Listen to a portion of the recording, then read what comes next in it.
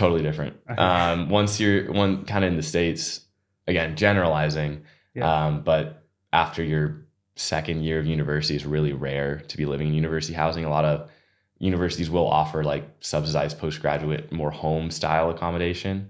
But really the more normal thing to do is find an apartment and rent. Yeah. So I think that's one of the really great things about the college system here is that they are able to offer accommodation for everyone, and you don't have to go outside of the university to find housing, which could be quite difficult in a lot of places. So it just makes that kind of eliminates a lot of that stress, Yeah. where you just fill out a form or two and then you're square. You have a place to live, as opposed to again touring apartments and landlords and this and that. It's really one of the big perks of the college system here.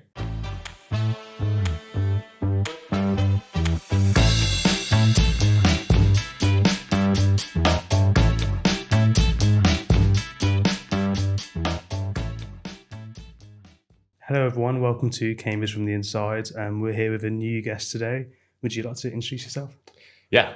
Hello, everyone. My name is Dylan Trullo. I am a postgraduate student here at Trinity Hall, just wrapping up my master's in finance and economics. I'm from outside of Seattle in Olympia, Washington, and I did my undergraduate degree at the University of Montana in economics and a minor in mathematics. Nice. That's really cool. That's a load of really interesting stuff there already, just in the intro, which is really cool. And we're here going to be talking about postgraduate study at Cambridge, postgraduate applications, and life as a postgraduate student. Really interesting, really cool, because it's going to be our first podcast on postgraduate life. So really looking forward to it. So first question that we have here, Dylan, is what made you want to apply to Cambridge for your master's? Yeah, so when I was going through my undergraduate experience, I knew that a master's is probably going to be the right direction for me, that I wanted to get that advanced degree and continue with my studies after university. And so I also found out pretty quickly that there was the option in the States, at least a master traditionally 2 years, but just for financial reasons and the idea that I could get it done a little quicker, I started to look for 1-year master's programs. And I found out here in the UK they're all 1 year. Yeah. And so of course, where do you look in the UK? Oxford and Cambridge. So I started looking through the Oxford Cambridge programs. I just found the finance and economics program here was just the one that really hit what I wanted out of a postgraduate program. It had the right courses. It had the right length of time. It was a 1-year thing. It seemed to be really interesting. So I decided that was the way I was going to go.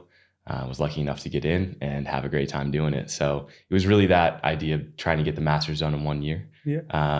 And then also, the program specifically here at the university was really enticing for me. Nice. So is that have you seen that as a common thing for students to apply to Cambridge or UK universities because their master's courses are 1 year? Yeah, at least among my friends from the US. A lot of things. A master's there is traditionally 2 years. You have 1 year of your courses, then maybe a year for writing your thesis. So many of my friends here that are from the United States, they came here with the idea that, I can get this wrapped up and done and get into a job, into a PhD program, into med school, law school, whatever it is, 1 year sooner. And that just gives you a little bit of head start on everyone else who stayed in the States. I also know that financially, that's another motivator here. Yeah. You only have to pay 1 year's of tuition, versus in the States, you got to pay 2. So that's another thing that a lot of people have talked about, where you can get it wrapped up in a year, and it's automatically about half the price because it's about half the length. So those are big motivating factors, at least from folks from America coming over here. Nice. Yeah. Wow, that's really cool. I didn't know anything about that. So that's really interesting. And you were saying that you liked the course. What particular parts about the finance and economics course that drew you to Cambridge? Yeah, so I think when I was looking at it initially, this course really appealed to me because it was advertised as more of an applied course, where you're going to be learning skills, and the course's goal, like the end goal of the course, set you up to go out into industry, find a job. And that's really what my goal was. I didn't want to remain in academia after my master's. So I think that was really what drew me to it. And then the courses specifically equip you with a lot of the basis for financial analysis. And as someone who did economics, mathematics undergraduate, there were a lot of skills that I didn't have quite yet in terms of pure finance. And so this course would augment my mathematics and economics background as well, because there was lots of stuff on microeconomics and some more math-based economic stuff, but then also give me that kind of a crash course in finance, take me from 0 to 100 on that.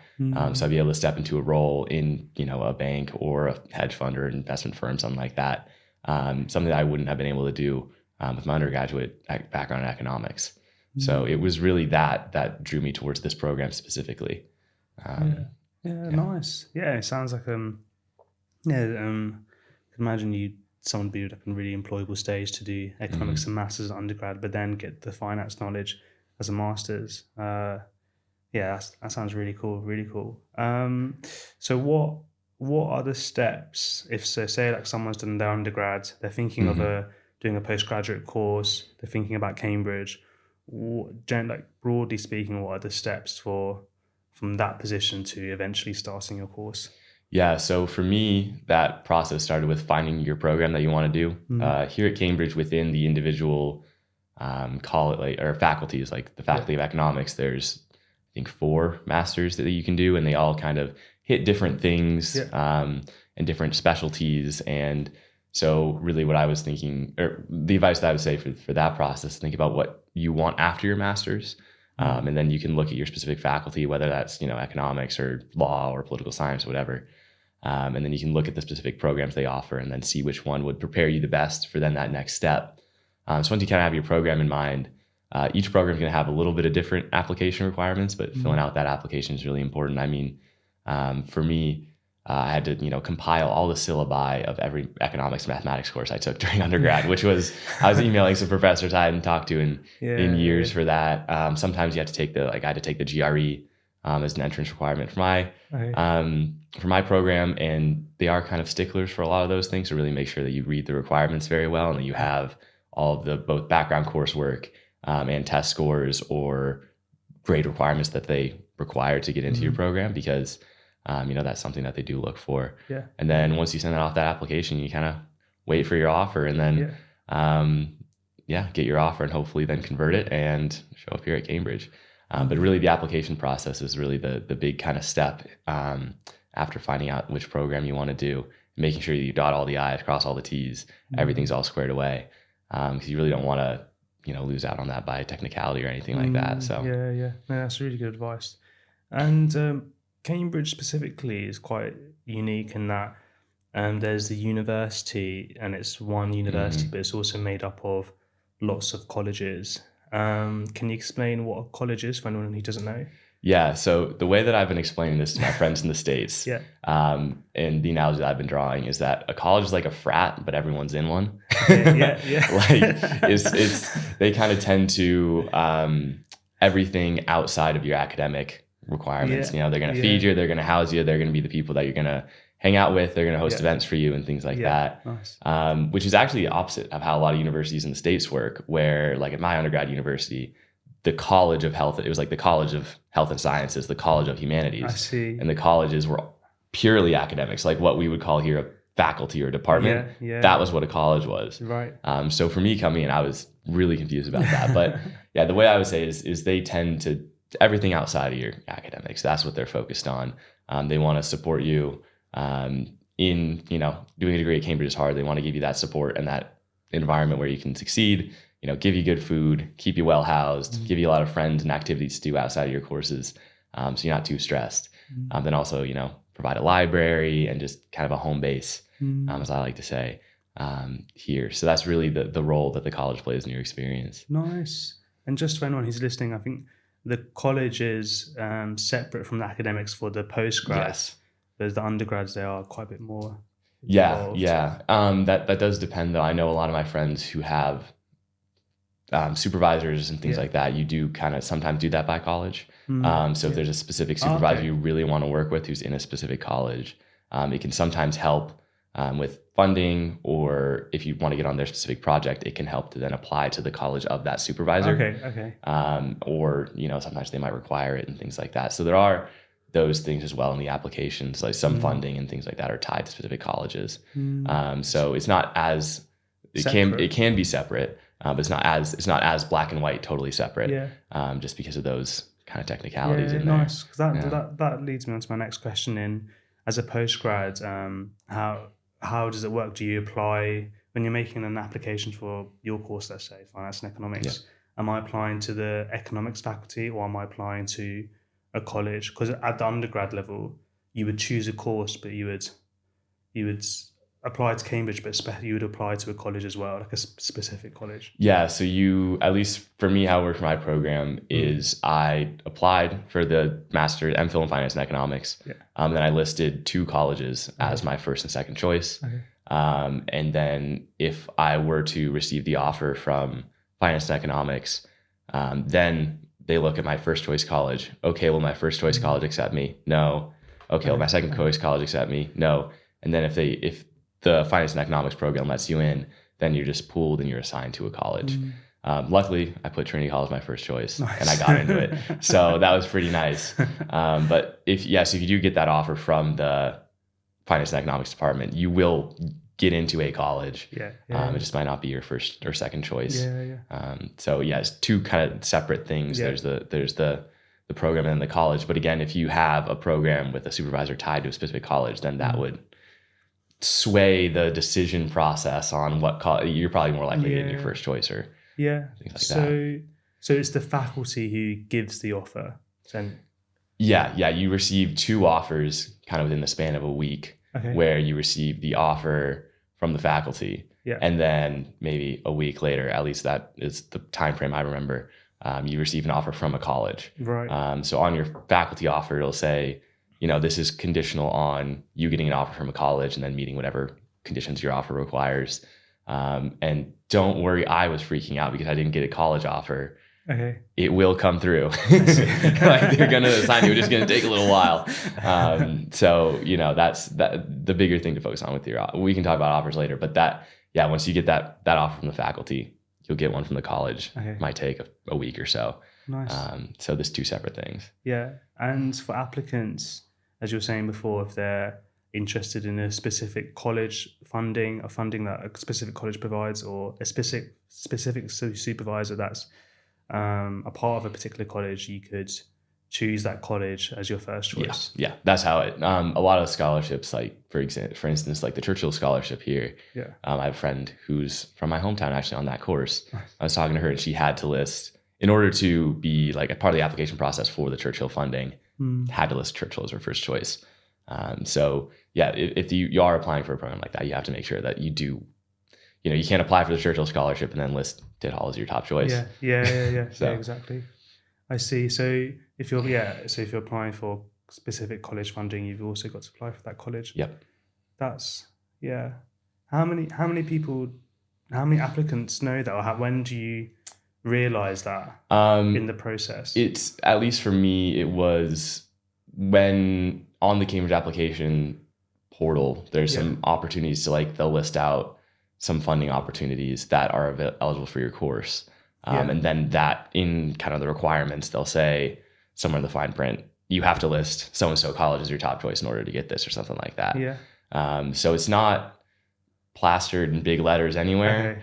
And as someone, it is confusing going through the application process with the college system in the first place. So it also can be a little confusing on that end, but just really read the requirements of whatever funding you're going for quite specifically to see if there is a college requirement attached to it.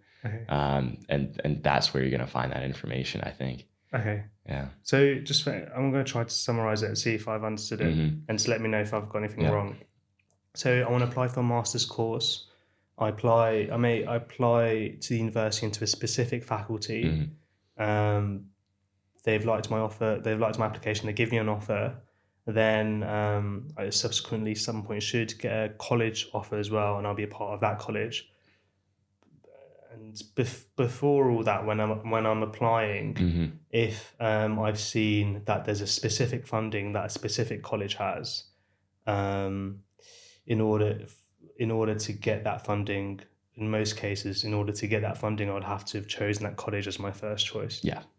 That's the process. And to me, that was not exactly clear until probably say a few months into my time here at Cambridge. So it's really good to get that information out there, because I was like, there's all kinds of, getting the 2 Trinities confused and stuff like that, and all kinds of whatever that can go on. So can you elaborate on that? Oh, yeah. Because if anyone who doesn't know about the two Trinity Yes, and colleges. they're right next to each other, Yeah, right and it's next to really each other. confusing. Yes, there's Trinity Hall, which is what I'm a member of, which is where we are right now.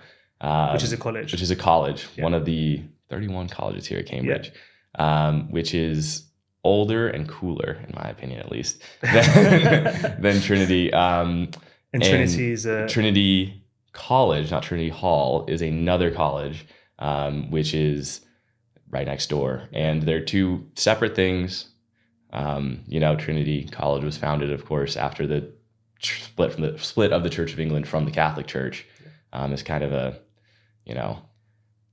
statement against the Catholic Church to make it right next door and bigger and better. But honestly, it's one of the larger colleges here at Cambridge, and so I think Trinity and Trinity Hall offer two very different experiences, where Trinity Hall is a little bit smaller, both in terms of land area, but then also the community, whereas Trinity College is big, large, and in charge, and there's going to be a bunch more people. So that's another thing with the college choices, is that a lot of colleges are very different. You're going to get a very different experience depending on what college that you're in here at Cambridge, and that's something that can't always be. It isn't always as clear when you're coming in as someone who isn't from the UK and doesn't know a lot of people who've gone through the college system and things like that. It's really important that you do a little bit of research on what college and make sure you understand the difference between Trinity and Trinity, or Clare and Clare as well. There's two of those, and so Clare Hall and Clare College. And everyone offers a totally different experience, and you really have to find the one that's right for you in that process. Nice. As you said, Trinity Hall and Trinity College, two entirely different colleges. I'm not entirely sure about it. I think Henry VIII merged some existing colleges and it became Trinity College in Cambridge, and then I think he founded Christ Church College in Oxford and Westminster School in London. Kind of bit of a rampage. But do fact check me on that. And the next thing that we had, we've already talked about it. Was there anything else to add in terms of how students or postgraduate applicants receive an offer?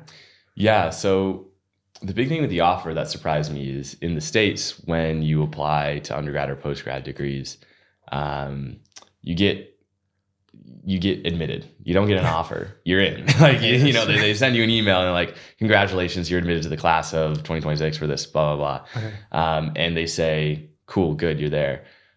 So when I got an offer that said this is a conditional offer to study at Cambridge, the only time I had heard of anyone getting conditional offer to study anywhere, at least from U.S. universities, is they were put on like a wait list and they had to meet certain conditions to try to earn their spot from someone else, or they're on the border and they might get in or not.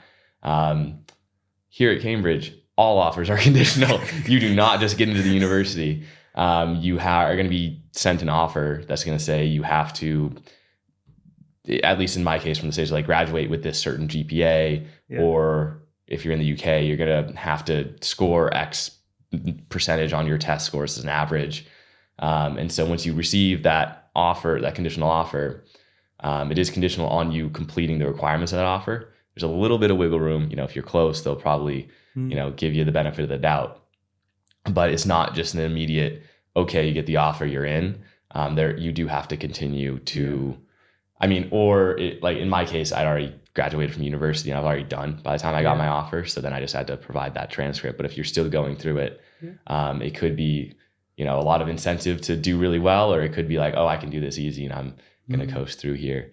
Conditional offer is not a bad thing. It's what everybody gets, which scared me to death the first time I saw it. It was just really different than how we do it in the States. So that's another important thing to know, is that it's normal to get the conditional offer. It's not a bad thing. That's good. Yeah, good to get that message out there as well. So in the States, say if I'm applying for a master's and I get admitted, but I haven't finished my undergraduate course, is it, when it says I'm admitted, is that on the presumption that I meet the grade? Yeah, it's kind of it's in the fine print that it's conditional on that you graduate from your program. But they're only really not going to let you in if you really, really mess up.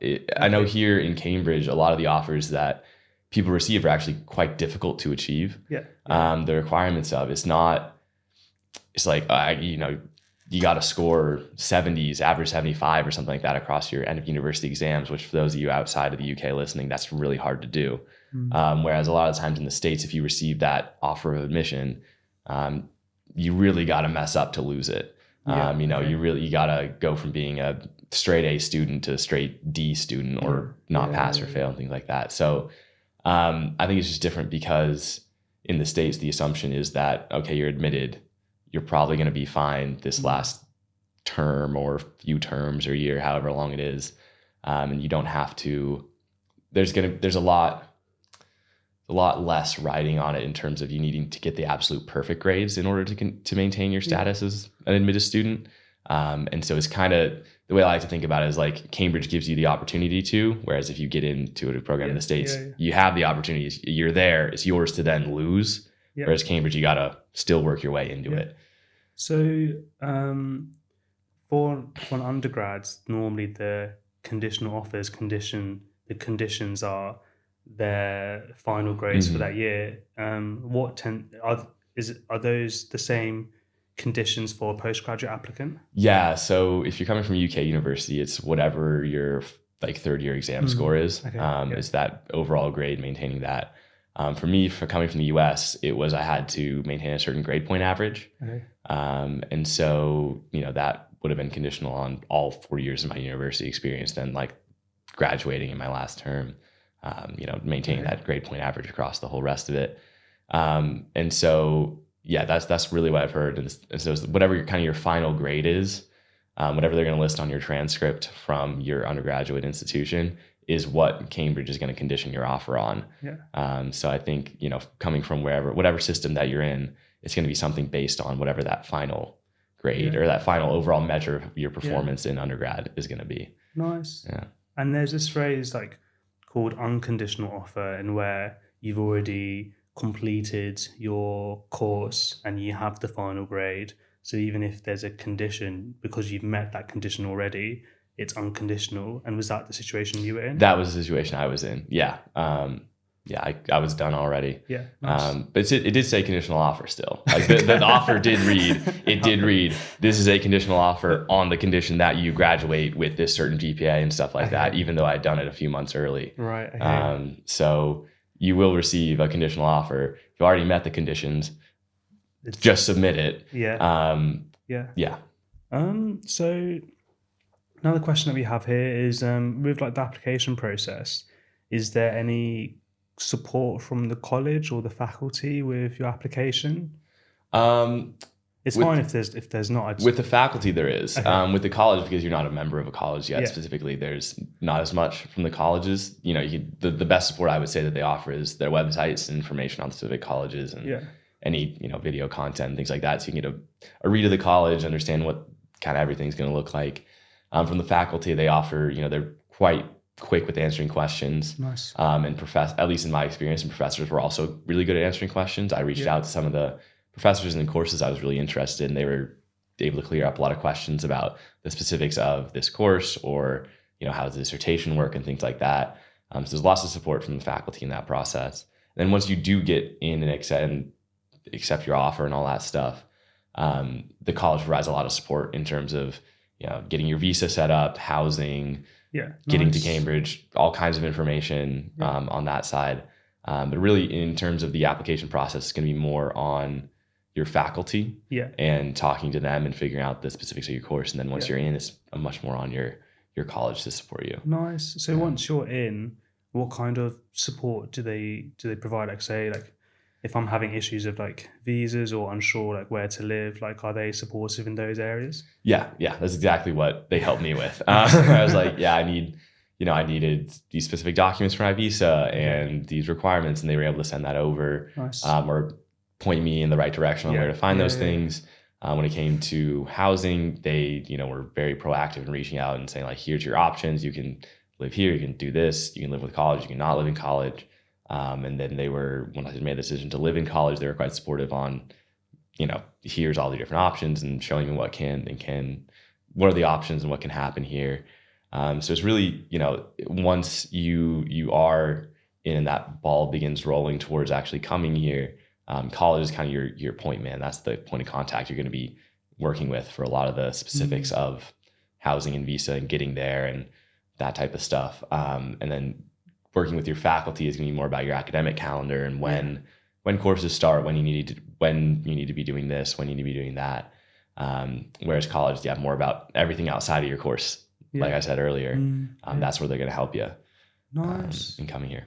Yeah. So with Trinity Hall specifically, what kind of accommodation do they provide for postgrads? Yeah, so Trinity Hall provides all the postgrads living up at Whitfield, which is a really nice place.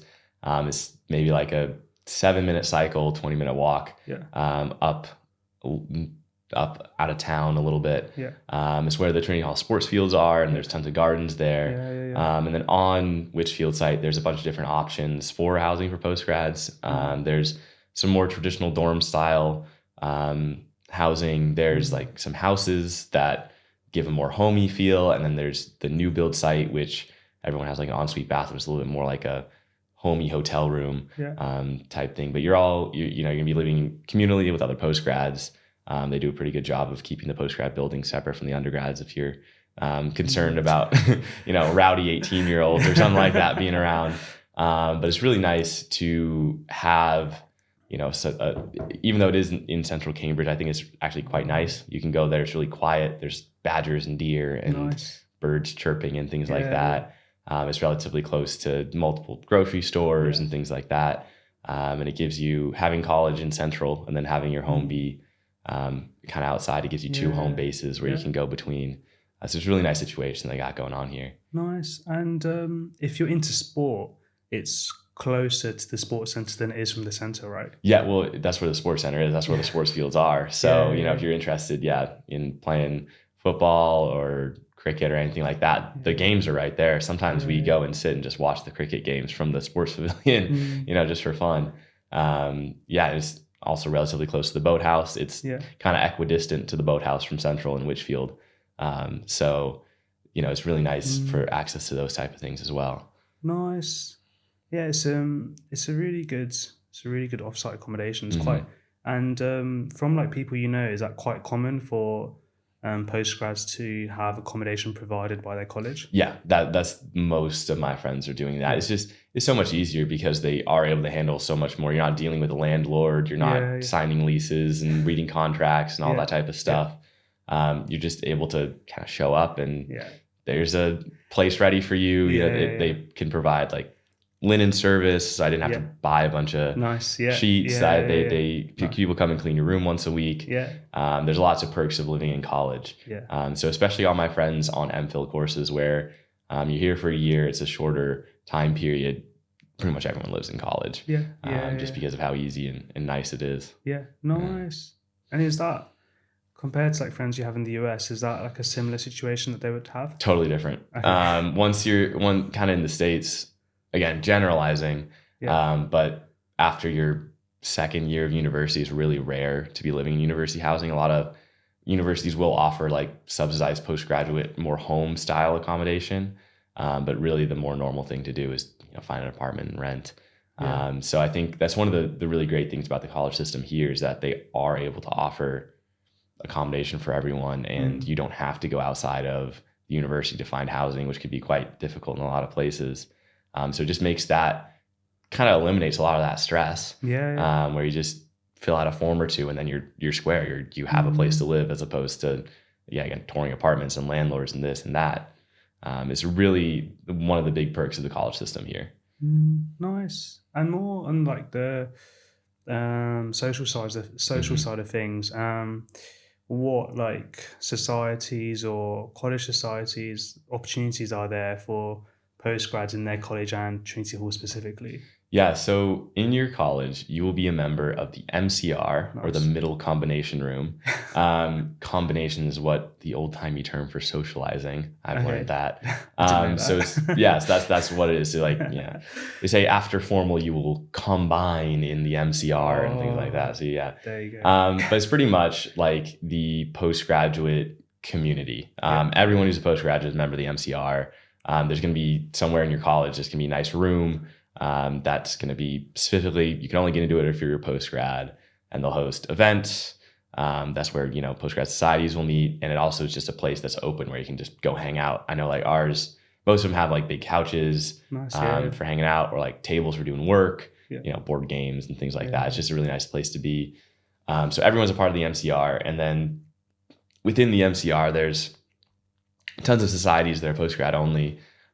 Things like, I know there's like a wine tasting society. There's stuff on philosophy. There's stuff on sports, and also cultural societies. If you're from a certain cultural background, you can engage with those individuals. So there's lots of options there. But then also there's college level societies, things like the boat club, the Trinity Hall football team, the rugby team, that you can then join both as an undergrad and as a postgrad. So anything open to the entire college is also open to you. And I think that, that can, sometimes it being open to the entire college, it's mostly undergrads, especially at a place like Trinity Hall, is some more undergrads than postgrads, and it can be kind of intimidating for postgrads to go outside the MCR, but I think it's, you can make a lot of really good connections. It's really fun. So those all college activities are also open to MCR members. So the really important thing is having that MCR community. And that's where you're going to find a lot of the activities and events and things like that for you. And for anyone who doesn't know, can you explain the difference between college level sport and university level sport? Yeah, so college level sport is teams that are aggregated out of individuals from a specific college. So like Trinity Hall has their own soccer team or football team. And then they have like their own cricket team and rugby team. And then, St. John's, Trinity, Clare all have their own then football, rugby, cricket teams. But then the university also then has those teams at the big difference is like the university teams are at a higher level. You're going to be traveling to play other universities around England, the United Kingdom. You might go on tour to different countries and do that. It's much more of a commitment, whereas the college sport is a little bit more laid back. You're playing against other colleges here in Cambridge, and it's kind of a more relaxed way to continue or join a new sport and things like that. So, just the level of competition is the big difference. Nice. And if I remember correctly, in the MCR, there's events reps, and they run events throughout the year for MCRs. Can you, what kind of events do they run? So the events that are run by the MCR are usually centered around formals. So we are tending to do a lot of Superhalls. So there's formal dinners here at Cambridge that are offered once a week in the dining hall. Everyone dresses up in their suit, robe, and you sit down and have a nice 3-course meal. And then, a few times a term, they'll offer Superhalls, which are themed. We had like a Harry Potter themed one. We had a Christmas themed one, like Diamond and Dice, like James Bond themed formal, which are all really fun. So the MCR is decorated. There's pre and post activities, and then a really fun themed dinner. So those were honestly some of the most fun nights that I had here at Cambridge because, it's everyone kind of plays dress up for them. We had our Halloween formal. Everyone wore Halloween costumes, which was really fun. So there's lots of opportunities to just relax and kind of, play dress up and have a fun time with your buddies outside of all the stresses of working here at Cambridge. It's really nice to have that release with those fun events. Nice. Yeah, I mean, sounds like Trinity Hall is where it's at for postgrads. Our Harry Potter formal is the most, the hottest ticket in Cambridge for any making this. Best Harry Potter formal at Cambridge, full stop. Nice. So. That's very cool. That's right. And it's these super halls, are they specific to Trinity Hall, or do they happen at all colleges, or does every college have agency of how they do their events? Yeah, every college has different super hall setups. Every college, at least to my knowledge, every college does super halls. They do them at different times. They do different themes.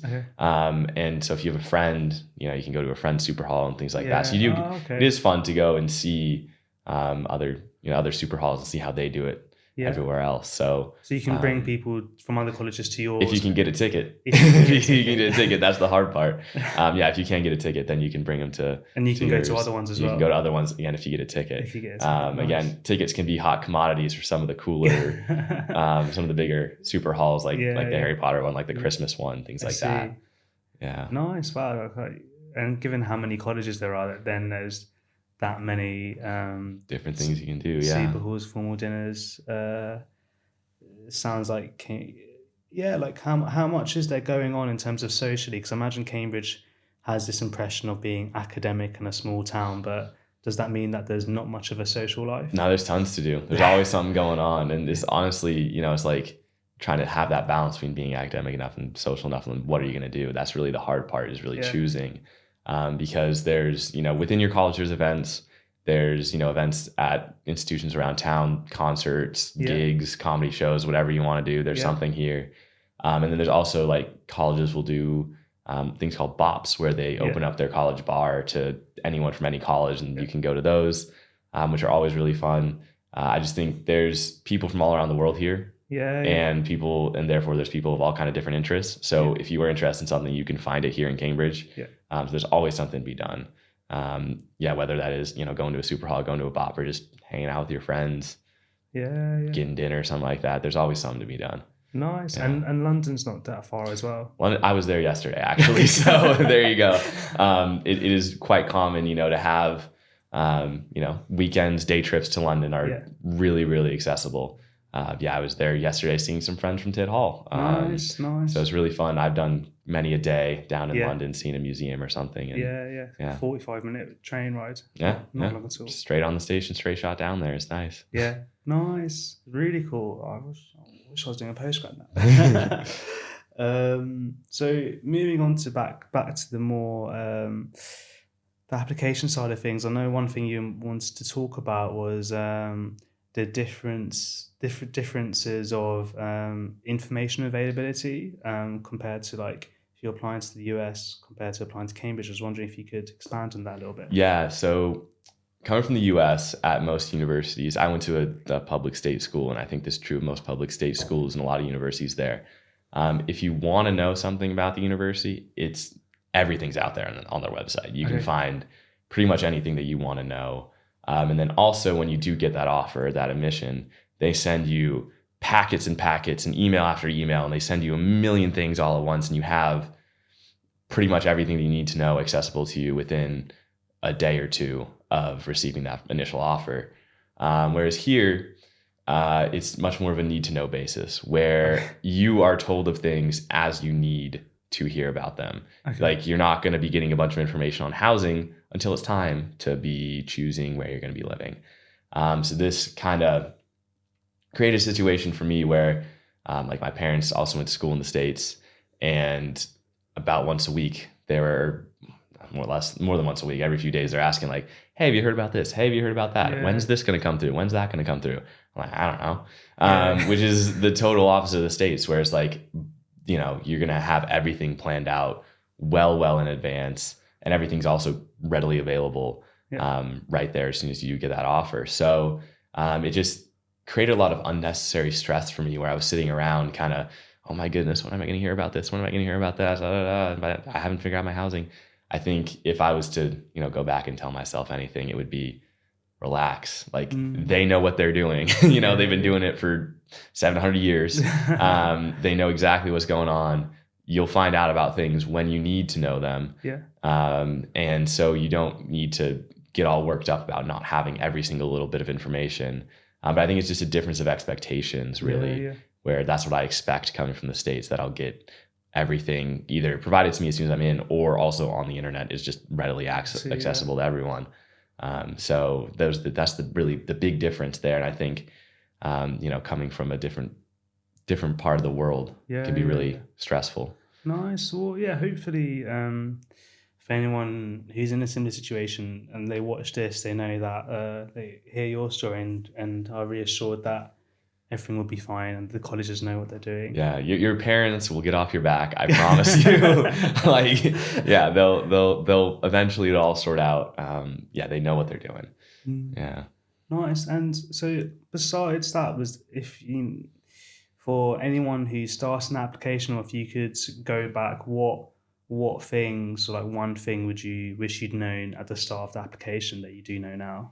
I really think I would have wished to know a little bit more about the college system. I think I got really lucky and ended up in a place that's been really supportive for me, and ended up in a community and a type of college that I really fit well in.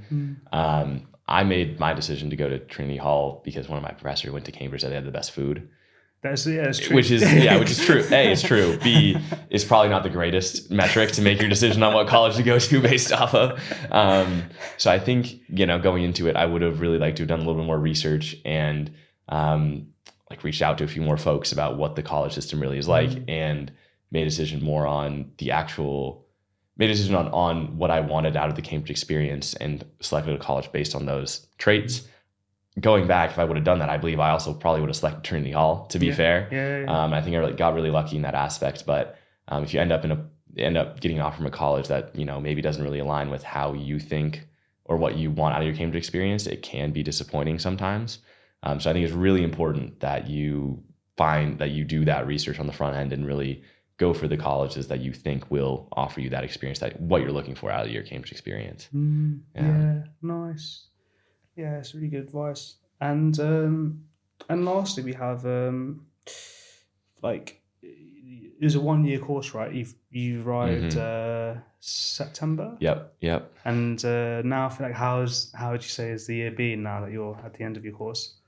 It's been crazy. It's been the most wonderful. It's been hard. There's been lots of highs, lots of lows. I think, doing the whole master's in a year, it's great because you get it done in a year. It sucks because you have to do it in a year. They really jam it full of everything. And so it's kind of like running the 200 meter race is kind of my analogy, where it's it's still a sprint, but it's quite long. So you still gotta quite 100 meters, but you gotta kind of keep going and keep going and keep going. So a lot of my friends, we just kind of had the big dissertation submission window, and it's like, oh my gosh, wow, you're finally done. And it's just kind of, things keep coming, but it also, a lot of good things keep coming. There's always, I got the Superhall, and then I got this rowing event, I got this event. So it's a lot to pack into a year. And by the end you will be quite tired, but you will have had the coolest year ever as well. Full of good things, is what I like to say. So is it like a work hard, play hard environment? Definitely. That's pretty much the two extremes. You're gonna spend 12 hours in the library and then go to a Superhall. It's like those type of things. Those are the days that you really appreciate, and I'm gonna definitely miss. At least the Superhall bit I'll miss when I leave. So it's a sprint, but it's a long sprint. And I think it's just a great, getting it all done in a year is a really great way to go about it. So nice. Yeah, happy for you. It sounds really cool. And do you know what your steps are for after Cambridge? What you're moving on to next? Yeah, so I'm going to be going home, taking a little bit of time off to kind of reflect on what type of jobs and what the next steps really there are professionally. Going to be doing a little bit of travel, spending some time with my family, kind of in this little gap between, postgraduate and finding employment. So we'll see where I end up, but I know I'm going to be heading over to Seattle and reuniting with my family pretty soon, which I'm quite excited about. Nice, well-deserved break after a master, a 1 year. Really, is it 10 months, 9 months? 10 months. They say a year is 10 months, and it's going to be 10 of the craziest months you'll have. So nice, really. Well, thanks to the really interesting podcast. It's one of those few podcasts where I really didn't know anything about it going into it, so I found it really interesting. I think there'll be loads of people wanting to do master's courses and have a lot of questions, and you've answered a lot of them for us, so it's really good. And thanks for the viewers for watching. We're hoping to do more podcasts with postgrads about life as a postgraduate, applications, hoping to get more PhD students as well, and talking about their research. So stay tuned for that, and we'll see you guys next time. Thank you very much for having me. Thank you. Nice. Sweet. How was that? That was pretty good. Yeah, I thought it was really good.